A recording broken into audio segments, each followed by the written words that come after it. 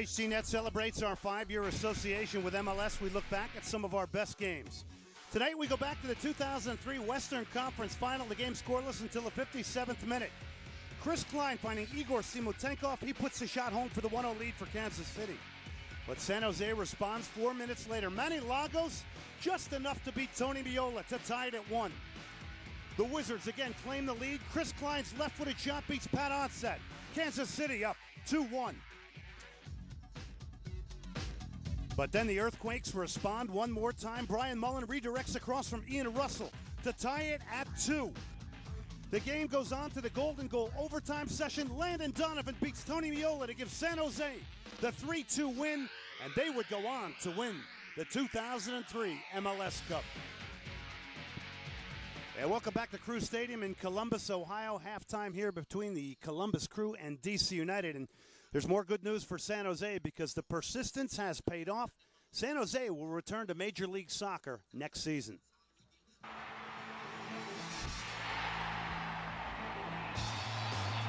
Well, I'm from St. Louis, which is a pretty good soccer town, but my personal history is much more in baseball than soccer. However, I'm surrounded by soccer advocates. Ever since coming to San Jose, I thought that San Jose was a potentially great community for soccer.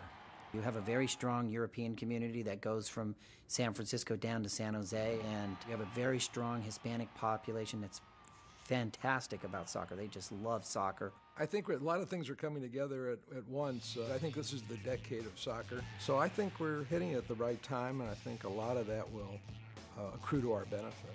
From a business side, it makes sense, but from a passionate and fan side, it makes even more sense. And, you know, over at the Oakland A's, we have a lot of passionate fans, but nothing like what we've seen since we've been in the soccer business. It's you know, these people eat, drink, and sleep their soccer club. With a new ownership group in hand, both the fans and team want to move forward after the heartbreaking move of the Earthquakes to Houston in 2005. I thought it was a significant loss. I don't know all the reasons for why they're no longer here, but what's ever gone on in the past, I said to myself, I'm just going to forget that and see what we can do looking ahead to the future. Yes, the Earthquakes left. It wasn't our fault. We weren't here. But now it's, you know, we do want to make amends, so that's what we've been trying to do.